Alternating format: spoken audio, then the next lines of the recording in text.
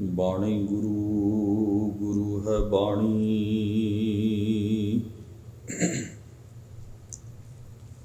ਵਿੱਚ ਬਾਣੀ ਅੰਮ੍ਰਿਤ ਸਾਰੇ, ਗੁਰ ਬਾਣੀ ਕਹੈ ਸੇਵਕ ਜਨ ਮਾਨੈ। ਪ੍ਰਤੱਖ ਗੁਰੂ ਨਿਸਤਾਰ।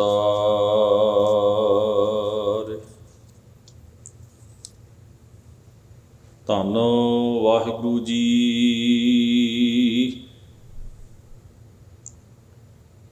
ਬੇਗਮਪੁਰਾ ਸ਼ਹਿਰ ਕੋ ਨਾਉ, ਦੁਖ ਅੰਦੋਹ ਨਹੀਂ ਤੇ ਠਾਉ।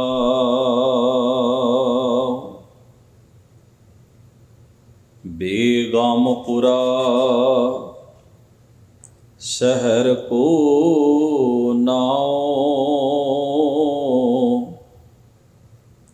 ਦੁਖ ਅੰਦੋਹ ਨਹੀਂ ਤੇ ਠਾਉ। ਨਾ ਤਸਵੀਸ ਖਿਰਾਜ ਨਾ ਮਾਲ, ਖੌਫ ਨਾ ਖਤਾ ਨਾ ਤਰਸ ਜਵਾਲ। ਅਬ ਮੋਹੇ ਖੂਬ ਵਤਨ ਗਹ ਪਾਈ, ਊਹਾਂ ਖੈਰ ਸਦਾ ਮੇਰੇ ਭਾਈ ਰਹਾ। ਕਾਇਮ ਦਾਇਮ ਸਦਾ ਪਾਤਸ਼ਾਹੀ, ਦੋ ਮਨਾ ਸੇਮ ਏਕ ਸੋਆਹੀ। ਆਬਾਦਾਨ ਸਦਾ ਮਸ਼ਹੂਰ, ਊਹਾਂ ਗਨੀ ਬਸਹਿ ਮਾਮੂਰ। ਤਿਉ ਤਿਉ ਸੈਲ ਕਰਹਿ ਜਿਉ ਪਾਵੈ, ਮਹਰਮ ਮਹਿਲ ਨਾ ਕੋ ਅਟਕਾਵੈ। ਕਹਿ ਰਵਿਦਾਸ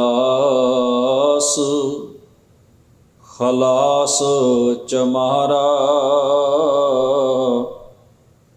ਜੋ ਹਮ ਸ਼ਹਿਰੀ ਸੋ ਮੀਤ ਹਮਾਰਾ। ਕਹਿ ਰਵਿਦਾਸ ਖਲਾਸ ਚਮਾਰਾ, ਜੋ ਹਮ ਸ਼ਹਿਰੀ ਸੋ ਮੀਤ ਹਮਾਰਾ। ਵਾਹਿਗੁਰੂ ਜੀ ਕਾ ਖਾਲਸਾ, ਵਾਹਿਗੁਰੂ ਜੀ ਕੀ ਫਤਿਹ। ਗੁਰੂ ਗ੍ਰੰਥ ਸਾਹਿਬ ਸਤਿਗੁਰੂ ਸੱਚੇ ਪਾਤਸ਼ਾਹ ਮਹਾਰਾਜ ਦੇ ਸੱਜੇ ਹੋਏ ਪਾਵਨ ਦਰਬਾਰ ਦੀਆਂ ਹਾਜ਼ਰੀਆਂ ਭਰ ਰਹੀ ਗੁਰੂ ਸਵਾਰੀ ਸਾਧ ਸੰਗਤ ਜੀਓ, ਅਕਾਲ ਪੁਰਖ ਵਾਹਿਗੁਰੂ ਜੀ ਦੀ ਬਖਸ਼ਿਸ਼ ਦੇ ਪਾਤਰ ਬਣ ਕੇ ਬੜੇ ਪ੍ਰੇਮ ਸਹਿਤ ਆਪ ਜੀ ਨੇ ਗੁਰੂ ਮਹਾਰਾਜ ਦੀ ਅੰਮ੍ਰਿਤਮਈ ਪਾਵਨ ਬਾਣੀ ਦੇ ਪਾਠ ਅਤੇ ਕੀਰਤਨ ਰੂਪ ਵਿੱਚ ਸਤਿਗੁਰੂ ਮਹਾਰਾਜ ਦੇ ਪਾਵਨ ਉਪਦੇਸ਼ ਦਾ ਲਾਹਾ ਪ੍ਰਾਪਤ ਕੀਤਾ ਹੈ।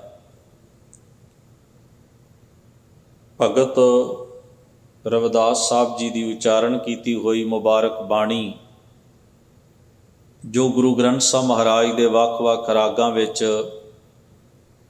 40 ਸ਼ਬਦਾਂ ਦੇ ਰੂਪ ਵਿੱਚ ਦਰਜ ਹੈ, ਜਿਸ ਵਿੱਚ ਆਪਾਂ ਯਤਨ ਕੀਤਾ ਹੈ ਪਹਿਲੇ ਦੀਵਾਨਾਂ ਵਿੱਚ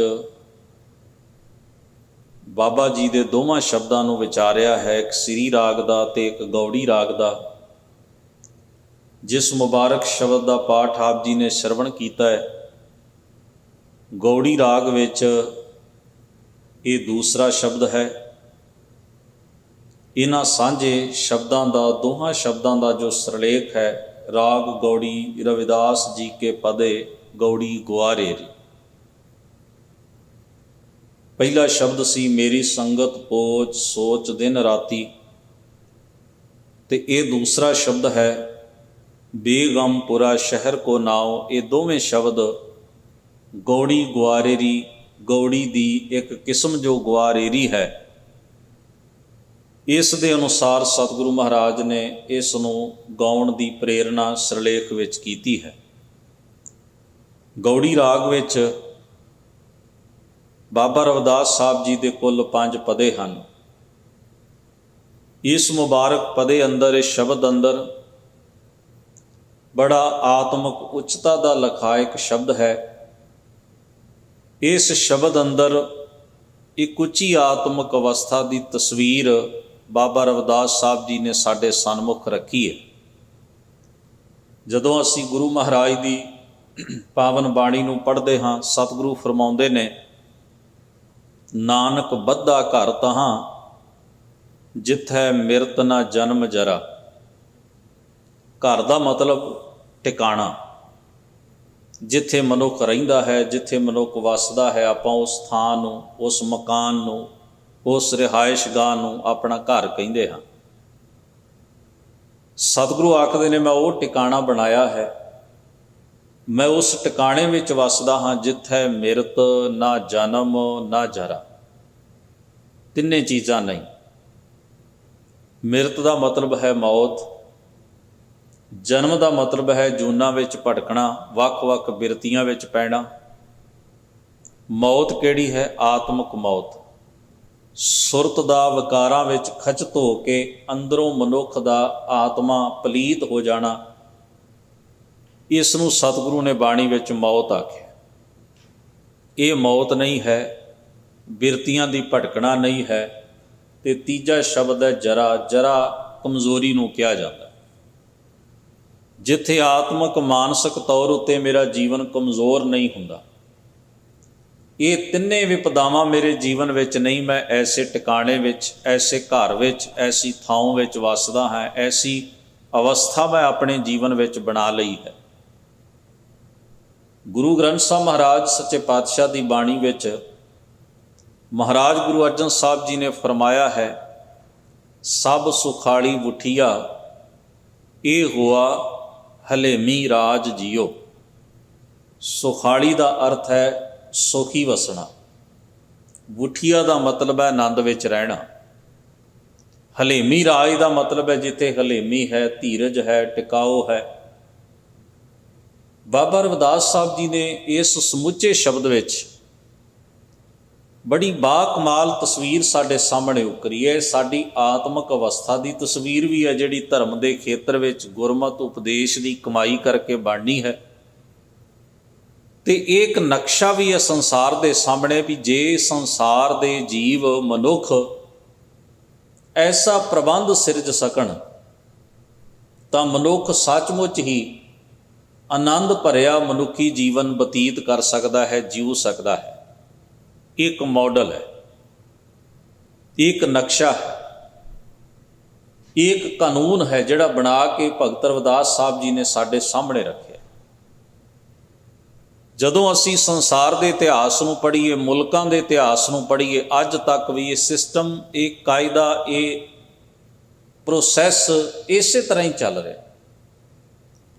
मनुख जां एक तौर पर जां मनुख एक सुसाइटी के तौर पर, जां इकल्ला कारा कह लो, जां एक जमाती तौर पर कह लो, हमेशा ही एक दूजे नाल मनुख नाल खिंदा आया। एक जमात दूजी जमात नाल खिंदी आई है। वो जमात भावें मजहब के नाँ ते होवे, वो जमात भावें राजनीति के नाँ ते होवे, वो जमात चाहे आर्थिक इकनॉमिकली कोई स्ट्रोंग है तो कोई कमज़ोर है, चाहे वह चमड़ी के रंग की होवे, चाहे वह जात पात जां वर्ण आश्रम की किसी भी रूप में जमात बनी होए, चाहे वह भाषा के नाँ ते इकट्ठे हुए लोग होण। वो जे दूजे धिर नूं, दूजी बोली नूं बोलण वाले नूं दबाउंदे ने, दूजा पहरावा पहनण वाले नूं दबाउंदे ने, तो वह भी जमात उहदे विच ही आउंदी। इकल्ला कहरा मनुख जां एक जमात, ਜਿਸ ਨਾਲ ਜੁੜ ਕੇ ਉਹ ਕਾਰਜ ਕਰਦਾ। ਸੰਸਾਰ ਦੇ ਅੰਦਰ ਜਮਾਤਾਂ ਦੇ ਟਕਰਾਅ, ਮਨੁੱਖ ਦਾ ਮਨੁੱਖ ਨਾਲ ਟਕਰਾਅ, ਉਹਦੇ ਕੁਝ ਕਾਰਨ ਨੇ, ਉਹਦੇ ਪਿੱਛੇ ਕੁਝ ਰੀਜ਼ਨ ਨੇ। ਕੋਈ ਭੇਦ ਹੈ, ਕੋਈ ਫਰਕ ਹੈ, ਕੋਈ ਨਫ਼ਰਤ ਹੈ, ਕੋਈ ਖਿਝ ਹੈ, ਕੋਈ ਗੁੱਸਾ ਹੈ, ਕੋਈ ਦੂਰੀ ਤੇ ਵਿਥ ਹੈ ਜਿਹੜੀ ਮਿਟ ਨਹੀਂ ਰਹੀ, ਜਿਸ ਕਰਕੇ ਸੰਸਾਰ ਅੰਦਰ ਇਹ ਟਕਰਾਅ ਆਦਿ ਕਾਲ ਤੋਂ ਅੱਜ ਤੱਕ ਚੱਲਿਆ ਆ ਰਿਹਾ ਹੈ ਤੇ ਖੌਰੇ ਕਿੰਨਾ ਚਿਰ ਚੱਲੇਗਾ। ਬਾਹਰ ਦੀ ਚੁੱਪ ਸਾਨੂੰ ਵਿਖਾਈ ਦਿੰਦੀ ਹੈ, ਪਰ ਇਸ ਚੁੱਪ ਦੇ ਥੱਲੇ, ਇਹਦੇ ਪਰਦੇ ਦੇ ਥੱਲੇ ਖੌਰੇ ਕਿੰਨੀਆਂ ਵਿਉਂਤਾਂ ਤੇ ਸਕੀਮਾਂ ਨਿਤ ਬਣਦੀਆਂ ਰਹਿੰਦੀਆਂ ਨੇ। ਜ਼ਰਾ ਜਿੰਨੀ ਕਿਤੇ ਹਵਾ ਮਿਲ ਜਾਏ ਤੇ ਇਹ ਚੰਗਾਰੀ ਇੱਕ ਬਹੁਤ ਵੱਡਾ ਜਵਾਲਾਮੁਖੀ ਬਣ ਜਾਂਦੀ ਹੈ, ਅੱਗ ਦਾ ਤੂਫਾਨ ਬਣ ਜਾਂਦੀ ਹੈ, ਔਰ ਪਲਾਂ ਵਿੱਚ ਕੀ ਹੋ ਜਾਂਦਾ ਹੈ, ਲੋਕ ਹੈਰਾਨ ਹੁੰਦੇ ਨੇ ਵੀ ਇਹ ਸਮਾਜ ਵਿੱਚ ਤਾਂ ਇਹ ਉਮੀਦ ਨਹੀਂ ਸੀ ਕੀਤੀ ਜਾ ਸਕਦੀ। ਮਨੁੱਖ ਮਨੁੱਖ ਦਾ ਇੰਨਾ ਵੈਰੀ ਕਿਵੇਂ ਹੋ ਸਕਦਾ? ਇੱਕ ਜਮਾਤ ਦੂਜੀ ਜਮਾਤ ਨਾਲ ਇੰਨਾ ਕਿਵੇਂ ਕਰ ਸਕਦੀ ਹੈ? ਇੰਨੇ ਵੱਡੇ ਟਕਰਾਅ ਦੀ ਤਾਂ ਕਦੇ ਸੋਚੀ ਵੀ ਨਹੀਂ ਸੀ, ਇੰਨਾ ਨੁਕਸਾਨ ਕਦੇ ਚਿਤਾਰਿਆ ਵੀ ਨਹੀਂ ਸੀ। ਪਰ ਕੁਝ ਤੇ ਹੈ, ਮੌਜੂਦ ਹੈ, ਜੋ ਉਹਨੂੰ ਜਦੋਂ ਵਕਤ ਮਿਲਦਾ ਹੈ ਤੇ ਉਹ ਉੱਭਰ ਕੇ ਸਾਹਮਣੇ ਆ ਜਾਂਦਾ ਹੈ। ਤੇ ਉਹਦਾ ਰੂਪ ਸਾਹਮਣੇ ਜਿਸ ਵੇਲੇ ਆਉਂਦਾ ਤੇ ਅਸੀਂ ਹੈਰਾਨ ਹੁੰਦੇ। ਅਸੀਂ ਸੋਚਿਆ ਬੜੀ ਸ਼ਾਂਤੀ ਹੈ, ਬੜਾ ਟਿਕਾਅ ਹੈ, ਬੜਾ ਅਮਨ ਹੈ, ਬੜਾ ਲੋਕਾਂ ਵਿੱਚ ਸਨੇਹ ਹੈ, ਪਰ ਪਲਾਂ ਵਿੱਚ ਹੀ ਸਾਰੀ ਸਥਿਤੀ ਬਦਲ ਜਾਂਦੀ ਹੈ। ਬਾਬਾ ਰਵਿਦਾਸ ਸਾਹਿਬ ਨੇ ਆਖਿਆ, ਜਿੰਨਾ ਚਿਰ ਸਾਡੇ ਅੰਦਰ ਦਾ ਮੁਲਕ ਨਹੀਂ ਸਵਰਦਾ, ਉਹਨਾਂ ਚਿਰ ਬਾਹਰ ਦਾ ਸਮਾਜ ਸਵਰ ਨਹੀਂ ਸਕਦਾ। ਸਾਡੇ ਅੰਦਰ ਪਹਿਲਾਂ ਅੱਗ ਬਲਦੀ ਹੈ, ਬਾਹਰ ਅਸੀਂ ਫੇਰ ਇੱਕ ਦੂਜੇ ਦੇ ਘਰ ਨੂੰ ਅੱਗ ਲਾਉਣ ਲਈ ਤੁਰਦੇ ਹਾਂ। ਸਾਡੇ ਅੰਦਰ ਪਹਿਲਾਂ ਨਫ਼ਰਤ ਦੇ ਭਾਂਬੜ ਬਲ ਰਹੇ ਹੁੰਦੇ ਨੇ ਤੇ ਬਾਹਰ ਅਸੀਂ ਤਾਂ ਹੀ ਅੱਗ ਮਚਾਉਂਦੇ ਹਾਂ। ਸਾਡੇ ਅੰਦਰੋਂ ਕੁਝ ਟੁੱਟ ਜਾਂਦਾ, ਇਸ ਕਰਕੇ ਅਸੀਂ ਬਾਹਰ ਦੀਆਂ ਚੀਜ਼ਾਂ ਨੂੰ ਤੋੜਦੇ ਹਾਂ। ਅਸੀਂ ਅੰਦਰੋਂ ਪਰੇਸ਼ਾਨ ਹੁੰਦੇ ਹਾਂ ਤੇ ਆਪਣੇ ਅੰਦਰ ਦੀ ਪਰੇਸ਼ਾਨੀ ਨੂੰ ਬਾਹਰ ਪਸਾਰਦੇ ਹਾਂ ਸਮਾਜ ਵਿੱਚ। ਸਾਡੇ ਅੰਦਰ ਦਾ ਦੁੱਖ ਹੁੰਦਾ ਹੈ, ਜਿਸ ਦੁੱਖ ਨੂੰ ਅਸੀਂ ਆਪਣੇ ਵਿਹਾਰ ਤੇ ਕਰਮਾਂ ਦੇ ਰਾਹੀਂ ਦੂਜਿਆਂ ਤੱਕ ਪਹੁੰਚਾਉਂਦੇ ਹਾਂ ਤੇ ਉਸ ਦੁੱਖ ਦਾ ਸੇਕ ਸਾਰਿਆਂ ਨੂੰ ਲੱਗਦਾ ਹੈ। ਇਹ ਸਾਡੇ ਅੰਤਰ-ਆਤਮੇ ਦੀ ਤਸਵੀਰ ਹੁੰਦੀ ਹੈ, ਜਿਹੜੀ ਸਾਡੇ ਕਰਮ ਦੇ ਰਾਹੀਂ ਸੰਸਾਰ ਦੇ ਸਾਹਮਣੇ ਪ੍ਰਗਟ ਹੋ ਜਾਂਦੀ ਹੈ। ਔਰ ਸੰਸਾਰ ਦੇ ਲੋਕ ਕਹਿੰਦੇ ਨੇ, ਬੰਦਾ ਤੇ ਇਹੋ ਜਿਹਾ ਨਹੀਂ ਸੀ ਲੱਗਦਾ, ਜਮਾਤ ਤੇ ਇਹੋ ਜਿਹੀ ਨਹੀਂ ਸੀ ਲੱਗਦੀ, ਖੌਰੇ ਕੀ ਵਾਪਰਿਆ। ਗੁਰਬਾਣੀ ਤੇ ਗੁਰਮਤਿ ਦਾ ਉਪਦੇਸ਼ ਹੈ, ਜਿੰਨਾ ਚਿਰ ਮਨੁੱਖ ਆਪਣੇ ਆਪ ਨੂੰ ਸਵਾਰਨ ਦਾ ਯਤਨ ਨਹੀਂ ਕਰਦਾ, ਆਪਣੇ ਆਪ ਨੂੰ ਸਵਾਰੇਗਾ, ਸਵਰਿਆ ਅੰਦਰ ਦੇ ਟਿਕਾਅ ਵਾਲਾ ਮਨੁੱਖ ਹੀ ਬਾਹਰ ਦੇ ਟਿਕਾਅ ਨੂੰ ਬਰਕਰਾਰ ਰੱਖੇਗਾ। ਅੰਦਰੋਂ ਆਨੰਦ ਵਿੱਚ ਜੀਣ ਵਾਲਾ ਮਨੁੱਖ ਜਿੱਥੇ ਵੀ ਜਾਏਗਾ ਉੱਥੇ ਆਨੰਦਮਈ ਮਾਹੌਲ ਸਿਰਜ ਲਏਗਾ। ਅੰਦਰੋਂ ਵਿਗਸਿਆ ਹੋਇਆ, ਖਿੜਿਆ ਹੋਇਆ ਮਨੁੱਖ ਜਿਹੜਾ, ਉਹ ਜਿੱਥੇ ਵੀ ਬੈਠੇਗਾ ਉੱਥੇ ਖੇੜਾ ਹੀ ਪਸਾਰੇਗਾ। ਇਸੇ ਤਰ੍ਹਾਂ ਗਰੀਬ ਨਵਾਜ਼ ਗੁਰੂ ਗ੍ਰੰਥ ਸਾਹਿਬ ਜੀ ਦੀ ਬਾਣੀ ਨੇ ਇਹ ਫਰਮਾਇਆ, ਨਾਨਕ ਬੱਧਾ ਕਰਦਾ। ਅਸੀਂ ਆਪਣੇ ਅੰਤਰ-ਆਤਮੇ ਦੀ ਦੁਨੀਆ ਨੂੰ, ਅੰਤਰ-ਆਤਮੇ ਦੇ ਮੁਲਕ ਨੂੰ, ਆਪਣੇ ਅੰਦਰ ਦੇ ਘਰ ਨੂੰ ਸਵਾਰਨ ਦਾ ਯਤਨ ਕਰੀਏ, ਤਾਂ ਕਿ ਅਸੀਂ ਜਿੱਥੇ ਵੀ ਰਹੀਏ ਬਾਹਰ ਦਾ ਵਾਤਾਵਰਣ ਵੀ ਸਾਡੇ ਅਕੋਰਡਿੰਗ ਬੜਾ ਚੜ੍ਹਦੀ ਕਲਾ ਵਾਲਾ ਬਣ ਜਾਏ। ਬਾਣੀ ਦਾ ਵਾਕ ਹੈ, ਨਾਨਕ ਤਿਨਾ ਬਸੰਤ ਹੈ ਜਿਨ ਘਰ ਵਸਿਆ ਕੰਤ, ਜਿਨਕੇ ਕੰਤ ਦਿਸ਼ਾ ਪੁਰੀ ਸਿਆਏ ਨਿਸਫਿੜੈ ਜਲੰਤ। ਬਾਹਰ ਦੀਆਂ ਰੁੱਤਾਂ ਆਉਂਦੀਆਂ ਨੇ, ਗੁਜ਼ਰ ਜਾਂਦੀਆਂ। ਕੁਝ ਐਸੇ ਹਨ ਸਾਡੇ ਵਰਗੇ ਜਿਹੜੇ ਬਸੰਤ ਦੀ ਖੇੜੇ ਭਰੀ ਵਧੀਆ ਰੁੱਤ ਵਿੱਚ ਵੀ ਉਦਾਸ ਨੇ, ਪਤਝੜ ਵਰਗੀ ਜ਼ਿੰਦਗੀ ਜੀਂਦੇ ਨੇ। ਕੁਝ ਐਸੇ ਪੁਰਖ ਵੀ ਨੇ ਜਿਨ੍ਹਾਂ ਨੂੰ ਸਤਿਗੁਰੂ ਨੇ ਕਿਹਾ ਵੀ ਉਹਨਾਂ ਦੇ ਅੰਦਰ ਵੀ ਸਦਾ ਹੀ ਬਸੰਤ ਰਹਿੰਦੀ ਹੈ। ਉਹਨਾਂ ਭਾਵ, ਬਸੰਤ ਦਾ ਭਾਵ ਕੀ ਹੈ, ਪ੍ਰਤੀਕ ਕੀ ਹੈ? ਖੇੜੇ ਦੀ ਰੁੱਤ, ਵਿਕਾਸ ਦੀ ਰੁੱਤ। ਉਹਨਾਂ ਦਾ ਅੰਦਰ ਸਦਾ ਵਿਗਸਿਆ ਰਹਿੰਦਾ ਹੈ, ਬਾਹਰ ਪਤਝੜ ਵੀ ਹੋਵੇ, ਉਹ ਜਿੱਥੇ ਹੋਣਗੇ ਉੱਥੇ ਬਹਾਰ ਹੋਏਗੀ, ਜਿੱਥੇ ਹੋਣਗੇ ਉੱਥੇ ਬਸੰਤ ਹੋਏਗੀ, ਉੱਥੇ ਖੇੜਾ ਹੋਏਗਾ, ਉੱਥੇ ਚੜ੍ਹਦੀ ਕਲਾ ਹੋਏਗੀ, ਉੱਥੇ ਆਨੰਦਮਈ ਤੇ ਖੁਸ਼ੀ ਦਾ ਮਾਹੌਲ ਹੋਏਗਾ। ਕਿਉਂਕਿ ਉਹਨਾਂ ਦੇ ਅੰਦਰ ਦੀ ਦੁਨੀਆ ਉਦਾਸ ਨਹੀਂ, ਅੰਦਰ ਦੀ ਦੁਨੀਆ ਢਹਿੰਦੀ ਕਲਾ 'ਚ ਨਹੀਂ। ਅਸੀਂ 18ਵੀਂ ਸਦੀ ਦੀ ਤਾਰੀਖ ਨੂੰ ਪੜ੍ਹੀਏ, ਜਿੱਥੇ ਖਾਣ ਦੇ ਲਾਲੇ ਪੈ ਜਾਂਦੇ ਸਨ, ਤੇ ਸਾਡੇ ਬਜ਼ੁਰਗ ਖਾਲਸਾ ਜੀ ਜਿਹੜੇ ਉਸ ਸਮੇਂ ਬੜੀ ਅਸਾਵੀਂ ਤੇ ਬੜੀ ਔਖੀ ਸਥਿਤੀ ਦੇ ਵਿੱਚ ਜੀ ਰਹੇ ਸਨ, ਜਦੋਂ ਖਾਣ ਲਈ ਕੁਝ ਨਾ ਹੁੰਦਾ ਤੇ ਉਹਨਾਂ ਦਾ ਇੱਕ ਸ਼ਬਦ ਹੁੰਦਾ ਸੀ, ਲੰਗਰ ਮਸਤਾਨਾ ਹੋ ਗਿਆ।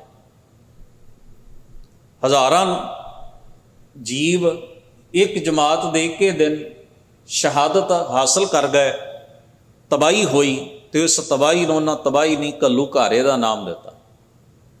ਉਹਨਾਂ ਦੀ ਸ਼ਬਦਾਵਲੀ ਉਹਨਾਂ ਦੇ ਅੰਦਰ ਦੀ ਤਸਵੀਰ ਨੂੰ ਉਘਾੜ ਕੇ ਪੇਸ਼ ਕਰਦੀ ਸੀ ਵੀ ਅੰਦਰੋਂ ਕਿੱਥੇ ਖੜੇ ਨੇ। ਉਹਨਾਂ ਵਾਸਤੇ ਮਨੁੱਖ ਦਾ ਮਰ ਜਾਣਾ ਨਹੀਂ, ਚਲਾਣਾ ਕਰ ਜਾਣਾ, ਚੜ੍ਹਾਈ ਕਰ ਜਾਣਾ।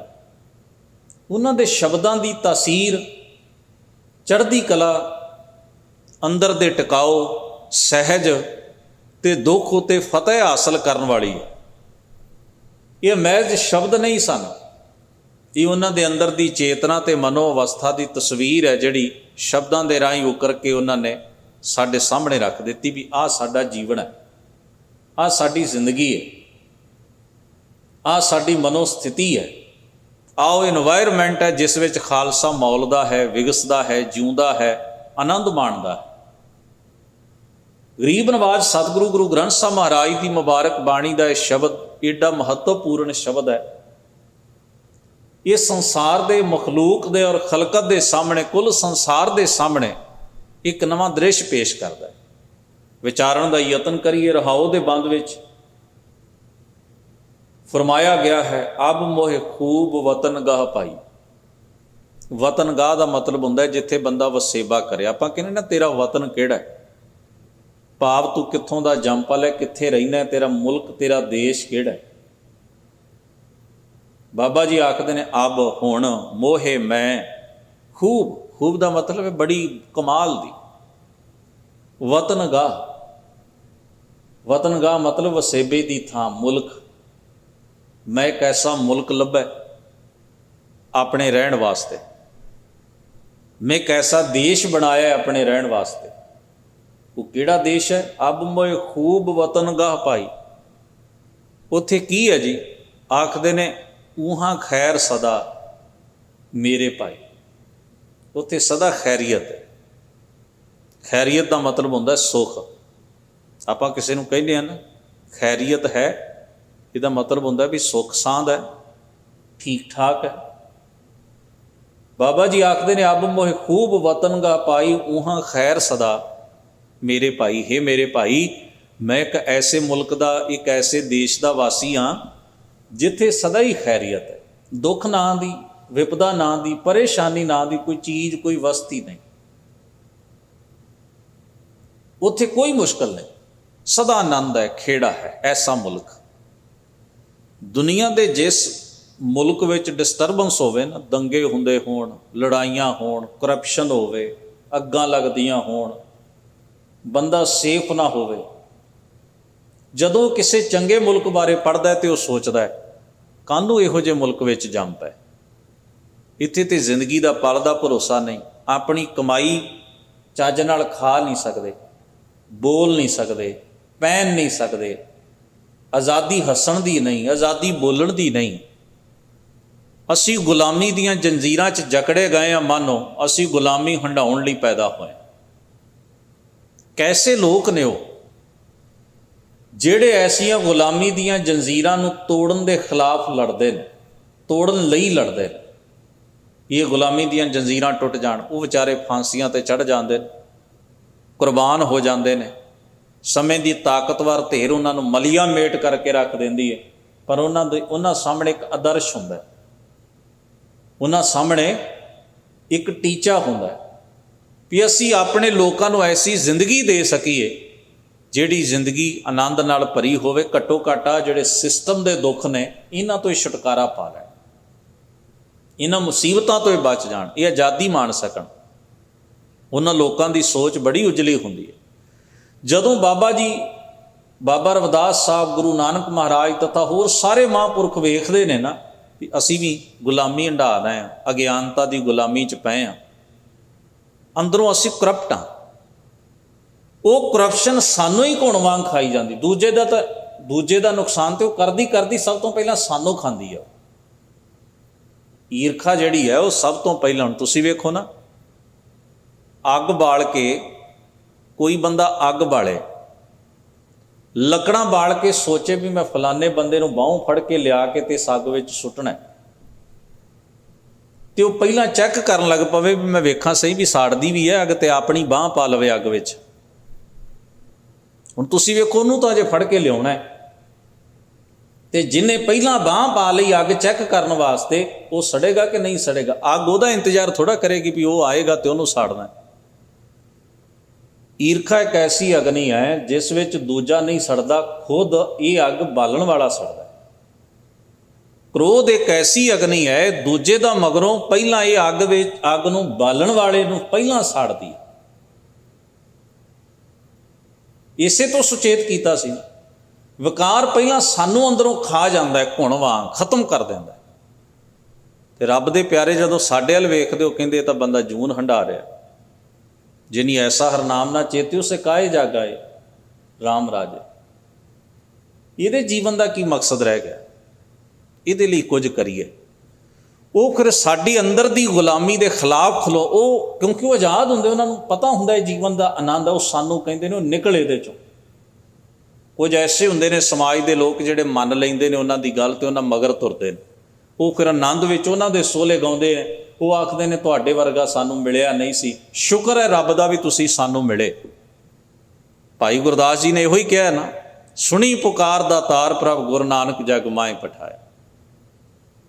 ਸਾਨੂੰ ਸਮਝ ਨਹੀਂ ਆਏਗੀ ਕਿਹਨੇ ਪੁਕਾਰ ਕੀਤੀ, ਕੌਣ ਆਵਾਜ਼ਾਂ ਮਾਰਦਾ ਸੀ ਵੀ ਗੁਰੂ ਨਾਨਕ ਆਏ, ਕੌਣ ਸੀ ਜਿਹਨੇ ਕਿਹਾ ਹੋਏਗਾ ਵੀ ਗੁਰੂ ਨਾਨਕ ਆਏ। ਨਹੀਂ, ਇਹਦੀ ਇਸ ਕਥਨ ਦੀ ਸਮਝ ਸਾਨੂੰ ਇਸੇ ਭਾਵ ਵਿੱਚੋਂ ਆਏਗੀ ਜਿਹੜੀ ਮੈਂ ਤੁਹਾਡੇ ਸਨਮੁਖ ਰੱਖੀ ਹੈ। ਉਹ ਕਹਿਣਗੇ, ਹੇ ਸਤਿਗੁਰੂ, ਤੂੰ ਅਕਾਲ ਪੁਰਖ ਪਰਮੇਸ਼ਰ ਵਾਹਿਗੁਰੂ ਦਾ ਭੇਜਿਆ ਹੋਇਆ, ਤੂੰ ਤੋਹਫਾ ਹੈ ਉਹਦਾ। ਅਸੀਂ ਸਾਰੀ ਦੁਨੀਆ ਰਲ ਕੇ ਵੀ ਇੱਕ ਬਾਬਾ ਰਵਿਦਾਸ ਨਹੀਂ ਸਿਰਜ ਸਕਦੇ, ਗੁਰੂ ਨਾਨਕ ਨਹੀਂ ਸਿਰਜ ਸਕਦੇ। ਇਹ ਗੋਡ ਗਿਫਟ ਹੈ, ਇਹ ਜੀਵਨ, ਇਹ ਤਾਂ ਹੀ ਉਹਨਾਂ ਨੇ ਕਹੇ ਬਖਸ਼ਿਸ਼ ਹੈ ਉਹਦੀ ਕਿਰਪਾ ਹੈ। ਇਹ ਚਤੁਰਾਈਆਂ ਨਾਲ ਇਹ ਜੀਵਨ ਨਹੀਂ ਘੜੇ ਜਾਂਦੇ। ਉਹ ਜੀਵਨ ਜਿਹੜੇ ਆਪਣੇ ਤੱਕ ਸੀਮਤ ਨਹੀਂ, ਜਿਹੜੇ ਕੁੱਲ ਮਖਲੂਕ ਨੂੰ ਠੰਡ ਦਿੰਦੇ ਨੇ, ਸਕੂਨ ਦਿੰਦੇ ਨੇ, ਆਨੰਦ ਦਿੰਦੇ ਨੇ। ਹੁਣ ਜ਼ਰਾ ਸੋਚ ਕੇ ਵੇਖੀਏ, ਜਿਹੜੇ ਉਹਨਾਂ ਮਗਰ ਲੱਗਦੇ, ਜਿਨ੍ਹਾਂ ਨੂੰ ਸਾਰ ਆਉਂਦੀ ਹੈ, ਕਦਰ ਆਉਂਦੀ ਹੈ, ਉਹਨਾਂ ਦੇ ਸੋਹਲੇ ਗਾਉਂਦੇ ਨੇ। ਉਹ ਆਉਂਦੇ ਨੇ, ਉਹ ਸੰਸਾਰ ਦੇ ਲੋਕਾਂ ਨੂੰ ਦੱਸਦੇ ਨੇ, ਲੋਕੋ ਭੁੱਲੋ ਨਾ। ਤੇ ਕੁਝ ਐਸੇ ਹੁੰਦੇ ਨੇ ਅਧਵਾਟੇ, ਉਹ ਸੋਚਦੇ ਚਲੋ ਠੀਕ ਹੈ, ਕੋਈ ਗੱਲ ਨਹੀਂ, ਆਦਰ ਕਰਦੇ ਨੇ, ਸਤਿਕਾਰ ਕਰਦੇ ਨੇ। ਪਰ ਕੁਝ ਪਰਸੈਂਟੇਜ ਐਸੀ ਵੀ ਹੁੰਦੀ ਹੈ ਲੋਕਾਂ ਦੀ, ਕੁਝ ਪ੍ਰਤੀਸ਼ਤ ਲੋਕ ਐਸੇ ਹੁੰਦੇ ਨੇ ਜਿਨ੍ਹਾਂ ਨੂੰ ਖਿਝ ਚੜ ਜਾਂਦੀ ਉਹਨਾਂ ਤੇ। ਇਹ ਕੌਣ ਹੁੰਦੇ ਨੇ? ਸਾਨੂੰ ਕਹਿਣ ਵਾਲੇ ਵੀ ਤੁਸੀਂ ਹਨੇਰੇ 'ਚ ਜੀਨੇ ਹੋ। ਉਹ ਅੰਦਰੋਂ ਬਲ ਉੱਠਦੇ ਨੇ। ਉਹ ਫਿਰ ਕੀ ਕਰਦੇ ਨੇ? ਉਹਨਾਂ ਨੇ ਚੰਗਾ ਤੇ ਕੀ ਕਹਿਣਾ? ਉਹ ਕਹਿੰਦੇ ਨੇ ਭੂਤਨਾ ਹੈ, ਬੇਤਾਲਾ ਹੈ, ਕੁਰਾਈਆ ਹੈ। ਉਹ ਕਹਿਣਗੇ ਇਹ ਤਾਂ ਚਮਿਆਰ ਹੈ, ਇਹ ਸਾਨੂੰ ਰੱਬ ਦਾ ਨਾਂ ਦੱਸੇਗਾ। ਇਹ ਤੇ ਜੁਲਾਹਾ ਹੈ, ਇਹ ਸਾਨੂੰ ਪਰਮੇਸ਼ਰ ਦੀਆਂ ਗੱਲਾਂ ਦੱਸੇਗਾ। ਉਹਨਾਂ ਕੋਲ ਹੋਰ ਤਾਂ ਕੁਝ ਹੈ ਨਹੀਂ। ਉਹ ਫਿਰ ਜਿਹੜਾ ਉਹਨਾਂ ਨੂੰ ਉਹਨਾਂ ਦੀ ਗੁਲਾਮੀ ਤੋਂ ਛਡਾਉਣਾ ਚਾਹੁੰਦਾ ਹੈ, ਜਿਹੜਾ ਉਹਨਾਂ ਨੂੰ ਅਗਿਆਨਤਾ ਦੇ ਹਨੇਰੇ 'ਚੋਂ ਕੱਢਣਾ ਚਾਹੁੰਦਾ ਹੈ, ਜਿਹੜਾ ਉਹਨਾਂ ਨੂੰ ਮੋਹ ਮਾਇਆ ਦੇ ਵਿਕਾਰਾਂ ਦੇ ਔਗਣਾਂ ਦੇ ਚਿੱਕੜ ਵਿੱਚੋਂ, ਬਦੀਆਂ ਦੇ ਬੇਅਸੂਲੀ ਦੀ ਖਲਜਗਣ ਵਿੱਚੋਂ ਕੱਢਣਾ ਚਾਹੁੰਦਾ ਹੈ, ਉਹ ਉਹਦੇ ਹੀ ਉਲਟ ਹੋ ਜਾਂਦਾ। ਕੋਈ ਪੱਥਰ ਮਾਰਦਾ ਹੈ, ਕੋਈ ਹਾਥੀਆਂ ਅੱਗੇ ਸੁੱਟਦਾ ਹੈ, ਕੋਈ ਧੱਕੇ ਮਾਰਦਾ ਹੈ, ਕੋਈ ਕਬੋਲ ਬੋਲਦਾ ਹੈ। ਤੇ ਜਿੰਨੀ ਉਹਨਾਂ ਦੀ ਤਾਕਤ ਹੋਵੇ, ਕੋਈ ਤੱਤੀ ਤਵੀ ਵੀ ਤਪਾ ਲੈਂਦਾ। ਇਹ ਵੀ ਉਹਨਾਂ ਨੂੰ ਝੱਲਣਾ ਪੈਂਦਾ, ਇਹ ਵੀ ਉਹਨਾਂ ਨਾਲ ਵਾਪਰਦਾ। ਪਰ ਕਿਉਂਕਿ ਉਹਨਾਂ ਉਸ ਜੀਵਨ ਦੀ ਸਾਰ ਪਾਈ ਹੁੰਦੀ ਹੈ, ਉਸ ਜੀਵਨ ਦਾ ਆਨੰਦ ਲਿਆ ਹੁੰਦਾ ਹੈ, ਉਹ ਆਖਦੇ ਨੇ ਤੁਹਾਡੇ ਸਰੀਰ ਦੇ ਦੁੱਖ ਵੀ ਹੁਣ ਕੋਈ ਬਹੁਤੀ ਗੱਲ ਨਹੀਂ ਰਹਿ ਗਈ। ਅਸੀਂ ਜਿਹੜੀ ਗੱਲ ਸਮਝਦੇ ਹਾਂ, ਅਸੀਂ ਉਹ ਕਹਿ ਦਿੱਤੀ ਹੈ। ਉਹ ਫਿਰ ਤਾਕਤਵਰ ਲੋਕ ਕਹਿੰਦੇ ਅਸੀਂ ਤੁਹਾਨੂੰ ਲਾਲਚ ਦਿੰਦੇ ਹਾਂ, ਚੁੱਪ ਕਰ ਜਾਓ। ਕਹਿੰਦੇ ਨਹੀਂ, ਇਹ ਤਾਂ ਕੱਖ ਵੀ ਨਹੀਂ ਜੋ ਤੁਸੀਂ ਸਾਨੂੰ ਦੇਣ। ਇਸੇ ਦੇ ਹੀ ਤੇ ਪਵਾੜੇ ਨੇ ਸਾਰੇ। ਇਸ ਲਾਲਚ ਨੇ ਤਾਂ ਦੁਨੀਆ ਬੇਆਬਾਦ ਕਰ ਦਿੱਤੀ ਹੈ, ਬੰਦਾ ਬੰਦੇ ਦੇ ਖੂਨ ਦਾ ਧਿਆਇਆ ਕਰ ਦਿੱਤਾ ਹੈ। ਤੇ ਇਸੇ ਚੀਜ਼ ਦੇ ਤਾਂ ਬਰਖਲਾਫ ਖਲੋਤੇ हैं। ਉਹ ਕਹਿੰਦੇ ਨੇ ਉੱਚੀ ਪਦਵੀ ਦੇ ਦਿਆਂਗੇ, ਚੁੱਪ ਕਰ ਜਾਓ, ਸਹਿਮਤ ਹੋ ਜਾਓ। ਕਹਿੰਦੇ ਨਹੀਂ, ਕੀ ਨੇ ਇਹ ਪਦਵੀਆਂ? ਇਹ ਤਾਂ ਤੁੱਛ ਨੇ, ਨਾਸ਼ਵੰਤ ਨੇ, ਖਤਮ ਹੋ ਜਾਣ ਵਾਲੀਆਂ ਨੇ। ਉਹਨਾਂ ਦਾ ਦਰਸ਼ ਏਡਾ ਉੱਚਾ ਹੁੰਦਾ ਹੈ। ਇਸੇ ਨੂੰ ਬਾਬਾ ਰਵਿਦਾਸ ਸਾਹਿਬ ਆਖਦੇ ਨੇ, ਮੈਂ ਹੁਣ ਸਦਾ ਖੈਰੀਅਤ ਵਿੱਚ ਹਾਂ, ਔਰ ਮੈਂ ਚਾਹੁੰਦਾ, ਕਿਉਂਕਿ ਮੈਂ ਉਸ ਖੈਰੀਅਤ ਨੂੰ, ਉਸ ਸੁੱਖ ਨੂੰ ਹੰਢਾ ਰਿਹਾ, ਮੈਂ ਚਾਹੁੰਦਾ ਹਰ ਬੰਦਾ ਉਸ ਸੁੱਖ ਨੂੰ ਮਾਣੇ। ਤੇ ਉਪਰੋਕਤ ਪੰਕਤੀ ਵਿੱਚ ਉਹਨਾਂ ਨੇ ਕਿਹਾ ਬੇਗਮਪੁਰਾ। ਬੇਗਮ ਦਾ ਮਤਲਬ ਜਿੱਥੇ ਗਮ ਨਹੀਂ। ਗਮ ਆਪਾਂ ਕਿਹਨੂੰ ਕਹਿੰਦੇ ਹਾਂ? ਡੂੰਘੇ ਦੁੱਖ ਨੂੰ, ਉਹ ਤਕਲੀਫ ਜਿਹੜੀ ਡਿਪਰੈਸ਼ਨ 'ਚ ਲੈ ਜਾਏ ਬੰਦੇ। ਬੇਗਮਪੁਰਾ ਸ਼ਹਿਰ ਕੋ ਨਾਉ, मेरा वो शहर, उस शहर का जे मैं नां रखा तो की रखांगा, वो कहते बेगमपुरा, गम तो रहत, जिथे कोई किसी किस्म का डिप्रैशन नहीं, जिथे कोई अंदर दुख नहीं, वो गम तो उदासी तो रहत है मेरा शहर, जिस शहर विच मैं वसदा। बेगमपुरा शहर को नाओ, दुख अंधो नहीं ते ठाऊं। दुख का मतलब आप समझते दुख तकलीफ, आत्मक मानसिक तकलीफ उत्थे कोई नहीं। अंधो का मतलब है अंदेसा, जिन्हों आप कहने फिक्र करना। फिक्र का मतलब चिंता, जिहड़ी चीज़ डिप्रैशन च खड़दी है। ये दुख का अंदेसे का उत्थे कोई नामो निशान ही नहीं, ये है ही नहीं उत्थे। फिर कहते ना तशवीश खिराज ना माल, उस जगह के उत्ते तशवीश, पर्शियन का शब्द तशवीश, भाव उस जगह के उत्ते डूंगी कोई सोच नहीं। सोच का मतलब है फिक्र करना। परेशानी दे विच आके जदों बंदा किसी डूंगी सोच जाता है तो मनुख नूं ढैंदी कला च लै जाती। इन्हों आपां संखेप च जे कही तो ढैंदी कला का नाम निशान। ना तशवीश, खराज, खराज कहते हैं टैक्स नूं, ना माल, माल मतलब जायदाद। उत्थे क्योंकि मैं ऐसी जायदाद ही नहीं कमाई जिहदे उत्ते टैक्स लगे, तो टैक्स नहीं लगता, इस करके फिक्र कोई नहीं, चिंता कोई नहीं। ऐसी जायदाद जिहदे उत्ते टैक्स किहड़ी? कर्म धर्म पाखंड जो दीसै तिन जम जा गाती लूटै, निर्वाण कीर्तन गावो करते का निमक सिमरत जे छूटै। असी जदों मंदा कर्म कमाउने, जदों माड़ी सोच हुंदी है ना साडे अंदर, मंदे ख्यालां दे असी धारन दे, मंदे ख्यालां विचों की पैदा हुंदा? ਉਹਨੂੰ ਫਿਰ ਵਿਸ਼ੇ ਵਿਕਾਰਾਂ ਦੇ ਵਿੱਚ ਗਲਤਾਨ ਹੋਏ ਮਨੁੱਖ ਨੂੰ ਔਗਣ ਘੇਰਦੇ ਨੇ। ਔਗਣ ਦੇ ਕਰਮ ਕਰਨ ਵਾਲਾ ਮਨੁੱਖ ਜਿਹੜਾ ਹੈ ਉਹ ਫਿਰ ਮੁਸੀਬਤ ਵਿੱਚ ਫਸ। ਇਹ ਟੈਕਸ ਹੈ, ਇਹ ਖਰਾਜ ਹੈ। ਜਿਵੇਂ ਪ੍ਰੋਪਰਟੀ ਨੂੰ ਟੈਕਸ ਲੱਗਦਾ ਨਾ, ਜੋ ਅਸੀਂ ਕਮਾਇਆ ਤੇ ਸਰਕਾਰ ਉਹਦਾ ਟੈਕਸ ਮੰਗਦੀ ਹੈ, ਸਾਡੇ ਕਰਮ ਨੂੰ ਵੀ ਟੈਕਸ ਪੈਂਦਾ ਹੈ, ਸਾਡੇ ਅੰਦਰ ਦੀ ਥਿੰਕਿੰਗ ਨੂੰ ਵੀ ਟੈਕਸ ਪੈਂਦਾ ਹੈ।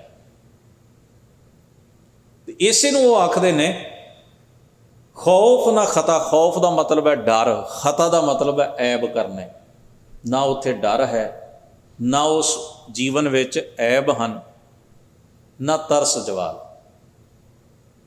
तरस का मतलब है उस जगह के उत्ते विचारापन नहीं। आप कहने ना तरस करो विचारा, जो आप किसी को कहना विचारा, यदा मतलब होंगे भी वो तरस का पात्र है। उत्थे विचारापन नहीं, कमज़ोरी नहीं। कमज़ोर नूं कहने ना विचारा, फिर वो तरस करते हैं, कहते उत्थे मैं विचारा नहीं, उत्थे मैं कमज़ोर नहीं। तो ना ही उस जगह के उत्ते जवाल, जवाल का मतलब होंदा घाटा पैना, ना ही उस अवस्था में कोई घाटा है। उत्थे तो कोई घाटा नहीं, उत्थे वाधा है, चढ़दी कला है। आखदे ने कायम दायम सदा पातशाही। कायम का मतलब मौजूद, दायम जड़ी सदा ही रहे, सदा मौजूद है पातशाही। जिसनों बख्शे सिफत सलाह नानक पातशाही। बाहर दे जिहड़े स्टेटां चलाउण वाले हुंदे ने उन्होंने खतरा हुंदा है आपोजिशन तो, एक लीडर नूं दूजे लीडर तो, क्योंकि कंपीटीशन है ना, एक बादशाह नूं दूजे तो खतरा है। पैरालल दो धिरां खड़ियां ने, एक दूजे तो अपने आप नूं प्रोटैक्ट करदियां, लीड करना चाहुंदियां, अगे निकलना चाहुंदियां, पर दो नेक पुरखां च कदे भी मुकाबला नहीं हुंदा। वो तो कहते हैं भी असी जो हम शहरी सुमीत हमारा, कंपीटीशन कोई नहीं। सच दा, चंगियाई दा, खुशी दा, आत्मक आनंद कोई दो खुश मनुख होण ना। अच्छा तुसीं वेखोगे दो दुखी बंदे होण ना, एक बंदा अपना दुख सुणाउंदा, उहदी गल तां जे विचे जे रह जांदी है, दूजा पहलों उन्हां दा भी कंपीटीशन हो जाता है भी मेरा दुख भरावा तेरे नालों किते वड्डा है। पर दो खुश मनुख होण कदे कंपीटीशन नहीं करते। वो कदे एक दूजे ने वो कह भी तू मेरे तो ज़्यादा खुश लगदा, दूजा कह नहीं तू भी मेरे तो ज़्यादा खुश है। पर दुखी बंदा कहते ने मैं ज़्यादा दुखी हाँ तेरे नालों भरावा, मेरी सुन पहला, तू अपनी छड़। जे तीजा आएगा तो उन्होंने दोवां की गल विचे रह जाएगी, वो अपना दुख सुनाएगा। सतगुरु पातशाह कहते कायम दायम सदा पातशाही। उस मनोवस्था, उस जीवन में पातशाही सदा कायम है, उन्होंने कोई खतरा नहीं। दो मना सेम एक सुआही, उत्थे कोई दूजा नहीं, ਕੋਈ ਤੀਜਾ ਨਹੀਂ, ਏਕ। ਉੱਥੇ ਦਰਜਾਬੰਦੀ ਨਹੀਂ, ਭੇਦਭਾਵ ਕੋਈ ਨਹੀਂ। ਤੇ ਜਿਸ ਮਨੋ ਅਵਸਥਾ 'ਚ ਭੇਦਭਾਵ ਨਹੀਂ, ਉਸ ਸਮਾਜ ਵਿੱਚ ਵੀ ਭੇਦਭਾਵ ਨਹੀਂ ਹੋਏਗਾ ਜਿੱਥੇ ਐਸੇ ਲੋਕ ਹੋਣਗੇ। ਉੱਥੇ ਸਾਰੇ ਬਰਾਬਰ ਨੇ, ਸਾਰੇ ਇੱਕੋ ਜਿਹੇ ਨੇ। ਫਿਰ ਆਖਦੇ ਨੇ ਆਬਾਦਾਨ ਸਦਾ ਮਸ਼ਹੂਰ ਰੂਹਾਂ ਗਨੀ ਬਸੈ ਮਾਮੂ। ਉਹ ਇੱਕ ਆਬਾਦ ਅਵਸਥਾ, ਵੈਰਾਨ ਨਹੀਂ। ਭਾਵ ਉੱਥੇ ਢਹਿੰਦੀ ਕਲਾ, ਉਦਾਸੀ, ਮਾਯੂਸੀ ਇਹ ਚੀਜ਼ਾਂ ਨਹੀਂ। ਉੱਥੇ ਚੜ੍ਹਦੀ ਕਲਾ, ਵਿਗਾਸ, ਖੇੜਾ। ਉੱਥੇ ਆਬਾਦ ਹੈ, ਆਬਾਦ ਸੁਰ, ਆਬਾਦ ਜੀਵਨ, ਸਦਾ ਮਸ਼ਹੂਰ। ਤੇ ਉਹ ਬੜਾ ਮਸ਼ਹੂਰ ਮਨੋ ਅਵਸਥਾ ਹੈ। ਭਾਵ ਉਹ ਕੋਈ ਲੁਕੀ ਛਿਪੀ ਨਹੀਂ ਰਹਿੰਦੀ। ਉਹਦੀ ਮਸ਼ਹੂਰੀ ਆਪਣੇ ਆਪ ਉਸ ਵਿਗਾਸ, ਉਸ ਖੇੜੇ ਦੀ ਹਰ ਕਾ ਭਗਤ ਪ੍ਰਗਟ ਨਹੀਂ ਛਪੈ। ਊਹਾਂ ਗਨੀ ਬਸੈ ਮੋਹ। ਕਹਿੰਦੇ ਨੇ ਆਤਮਿਕ ਤੌਰ 'ਤੇ ਕੰਗਾਲ ਬੰਦਾ ਇਸ ਮਨੋ ਅਵਸਥਾ 'ਚ ਵਸ ਨਹੀਂ ਸਕਦਾ। ਗਨੀ ਦਾ ਮਤਲਬ ਹੁੰਦਾ ਹੈ, ਮਾਮੂਰ ਦਾ ਮਤਲਬ ਹੁੰਦਾ ਹੈ ਅਮੀਰ ਲੋਕ। ਉਸ ਜਗ੍ਹਾ ਦੇ ਉੱਤੇ ਬੜੇ ਰਿਚ ਲੋਕ ਵਸਦੇ ਨੇ, ਬੜੇ ਅਮੀਰ ਲੋਕ ਵਸਦੇ ਨੇ। ਗਨੀ ਧਨਵਾਨ ਬਣ ਲੋਕ ਕਿਹੜੇ? ਜਿਹਨਾਂ ਦੇ ਕੋਲ ਆਤਮਿਕ ਪੂੰਜੀ, ਜਿਹੜਿਆਂ ਦੇ ਕੋਲ ਸ਼ੁਭ ਗੁਣ ਨੇ, ਹਾਈ ਥਿੰਕਿੰਗ ਹੈ, ਚੰਗੇ ਖਿਆਲ ਨੇ, ਪੋਜ਼ਿਟਿਵਿਟੀ ਹੈ। ਫਿਰ ਅੱਗੇ ਫਰਮਾਉਂਦੇ ਨੇ ਤਿਉਂ ਤਿਉਂ ਸੈਲ ਕਰੈ ਜਿਉਂ ਭਾਵੈ, ਮਹਿਰਮ ਮਹਿਲ ਨਾ ਕੋ ਅਟਕਾਵੈ। ਕਹਿੰਦੇ ਨੇ ਉਹ ਤਾਂ ਇਵੇਂ ਵਿਚਰਦੇ ਨੇ ਜਿਵੇਂ ਕੋਈ ਬੰਦਾ ਸੈਰ ਕਰ ਰਿਹਾ ਹੋਵੇ ਨਾ, ਬਾਹਰ ਘੁੰਮ ਫਿਰ ਰਿਹਾ ਹੋਵੇ ਕਿਸੇ ਆਜ਼ਾਦ ਮੁਲਕ ਵਿੱਚ, ਤੇ ਉਹ ਜਾਣਕਾਰ ਹੋਵੇ ਉਸ ਮੁਲਕ ਦਾ, ਤੇ ਉਹਨੂੰ ਕੋਈ ਰੋਕਦਾ ਨਹੀਂ। ਜਦੋਂ ਕੋਈ ਪੁੱਛਦਾ ਤੂੰ ਕੌਣ ਹੈ, ਉਹਦੇ ਕੋਲ ਪੇਪਰ ਹੁੰਦਾ ਵੀ ਮੈਂ ਤਾਂ ਭਾਈ, ਮੇਰੇ ਕੋਲ ਲੀਗਲ ਅਥਾਰਟੀ ਹੈ, ਮੈਂ ਤਾਂ ਰਹਿ ਸਕਦਾ, ਮੈਂ ਘੁੰਮ ਸਕਦਾ। ਫਿਰ ਉਹਨੂੰ ਕੋਈ ਨਹੀਂ ਨਾ ਰੋਕਦਾ। ਉੱਥੇ ਰੱਬੀ ਗੁਣ ਉੱਚਿਆ ਜੀਵਨ ਜਿਹੜਾ ਉਹੀ ਅਥਾਰਟੀ ਪੇਪਰ ਹੈ। ਫਿਰ ਉਹਨੂੰ ਕੋਈ ਰੋਕਣ ਵਾਲਾ ਨਹੀਂ, ਕੋਈ ਵਕਾਰ ਉਹਨਾਂ ਦਾ ਰਸਤਾ ਨਹੀਂ ਰੋਕਦਾ, ਕੋਈ ਰੁਕਾਵਟ ਉਹਨਾਂ ਦੇ ਜੀਵਨ ਵਿੱਚ ਨਹੀਂ ਪੈਂਦੀ। ਉਸ ਅਵਸਥਾ 'ਚ ਖਲਲ ਕੋਈ ਨਹੀਂ ਪਾਉਂਦਾ। ਤਿਉਂ ਤਿਉਂ ਸੈਲ ਕਰੈ ਜਿਉਂ ਭਾਵੈ, ਮਹਿਰਮ ਮਹਿਲ। ਉਹ ਇਸ ਮਨੋ ਅਵਸਥਾ ਦੀ, ਉੱਚੀ ਆਤਮਿਕ ਅਵਸਥਾ ਦੇ ਜਾਣਕਾਰ ਨੇ, ਭੇਤੀ ਨੇ, ਨਾ ਕੋ ਅਟਕਾਵੈ। ਕੋਈ ਵਕਾਰ ਉਹਨਾਂ ਦੀ ਰੁਕਾਵਟ ਨਹੀਂ ਬਣਦਾ, ਕੋਈ ਬੰਧਨ ਉਹਨਾਂ ਨੂੰ ਨਹੀਂ ਪੈਂਦਾ। ਕਹਿ ਰਵਿਦਾਸ ਖਲਾਸ ਚਮਾਰਾ ਜੋ ਹਮ ਸ਼ਹਿਰੀ ਸੋ ਮੀਤ ਹਮਾਰਾ। ਬਾਬਾ ਰਵਿਦਾਸ ਸਾਹਿਬ ਕਹਿੰਦੇ ਨੇ ਖਲਾਸ ਭਾਵ ਮੁਕਤ, ਚਿੰਤਾ, ਅੰਧੋ, ਇਹ ਜਿਹੜੇ ਉੱਪਰ ਔਗਣ ਜਿਨ੍ਹਾਂ ਦਾ ਜ਼ਿਕਰ ਕੀਤਾ ਵੀ ਹੈ ਨਹੀਂ, ਇਹਨਾਂ ਤੋਂ ਮੈਂ ਵੀ ਮੁਕਤ ਹੋ ਗਿਆ ਤੇ ਮੈਂ ਵੀ ਇਸ ਸ਼ਹਿਰ ਦਾ ਵਾਸੀ ਹੋ ਗਿਆ। ਕਿਹੜਾ ਸ਼ਹਿਰ? ਬੇਗਮਪੁਰਾ। ਕਿਹੜਾ ਵਤਨ? ਜਿੱਥੇ ਊਹਾਂ ਖੈਰ ਹੈ ਸਦਾ ਹੀ। ਤੇ ਜਿਹੜਾ ਵੀ ਇਸ ਸ਼ਹਿਰ ਦਾ ਵਾਸੀ ਉਹ ਮੇਰਾ ਮਿੱਤਰ ਹੈ, ਉਹ ਮੇਰਾ ਪਿਆਰਾ ਹੈ। ਤੇ ਜਿਹੜਾ ਇਹਦਾ ਬਣਨਾ ਚਾਹੁੰਦਾ ਹੈ ਵਾਸੀ, ਉਹਦੇ ਨਾਲ ਮੇਰੀਆਂ ਡੂੰਘੀਆਂ ਸਾਂਝਾਂ ਨੇ, ਉਹਦੇ ਨਾਲ ਮੇਰੀ ਡੂੰਘਾ ਆਤਮਿਕ ਰਮਜ਼ਾਂ ਦਾ ਭੇਤ ਸਾਂਝਾ ਹੈ। ਉਹ ਮੇਰਾ ਮਿੱਤਰ ਹੈ, ਮੇਰਾ ਸਨੇਹੀ ਹੈ, ਮੇਰਾ ਬੰਧਪ ਹੈ, ਮੇਰਾ ਰਿਸ਼ਤੇਦਾਰ ਹੈ। ਸਾਹਿਬ ਕਿਰਪਾ ਕਰਨ ਇਸ ਮੁਬਾਰਕ ਸ਼ਬਦ ਵਿੱਚ ਜੋ ਮਹਾਨ ਆਤਮਿਕ ਉੱਚੇ ਜੀਵਨ ਦੀ ਤਸਵੀਰ ਸਾਡੇ ਸਾਹਮਣੇ ਰੱਖੀ ਹੈ, ਜਿਸ ਨੂੰ ਤੱਕ ਕੇ ਔਰ ਜਿਸ ਨੂੰ ਵਿਚਾਰ ਕੇ ਅਸੀਂ ਆਪਣੇ ਮਾਨਸਿਕ ਆਤਮਿਕ ਜੀਵਨ ਮੰਡਲ ਨੂੰ ਸਵਾਰਨਾ ਹੈ, ਔਰ ਐਸੇ ਜੀਵਨ ਦੇ ਧਾਰਨੀ ਹੋ ਕੇ ਬਾਹਰ ਦੀ ਦੁਨੀਆ ਨੂੰ ਆਦਰਸ਼ਮਈ ਤੇ ਸਿਆਣੀ ਤੇ ਸੋਝੀਵਾਨ ਤੇ ਆਤਮਿਕ ਆਨੰਦ ਵਾਲੀ, ਹਲੇਮੀ ਰਾਜ ਵਾਲੀ ਦੁਨੀਆ ਬਣਾਇਆ ਜਾ ਸਕਦਾ ਹੈ। ਇਹ ਉਪਦੇਸ਼ ਸਾਡੇ ਸਭਨਾਂ ਦੇ ਮਨ ਮਸਤਕ ਵਿੱਚ ਵਸੇ। ਗੁਰੂ ਪਾਤਸ਼ਾਹ ਹੋਈਆਂ ਭੁੱਲਾਂ ਦੀ ਖਿਮਾ ਬਖਸ਼ਣ। ਆਪ ਸਭਨਾਂ ਦਾ ਧੰਨਵਾਦ। ਅਦਬ ਸਹਿਤ ਗੁਰੂ ਫਤਿਹ ਨਾਲ ਸਾਂਝ ਬਣਾਓ। ਵਾਹਿਗੁਰੂ ਜੀ ਕਾ ਖਾਲਸਾ, ਵਾਹਿਗੁਰੂ ਜੀ ਕੀ ਫਤਿਹ।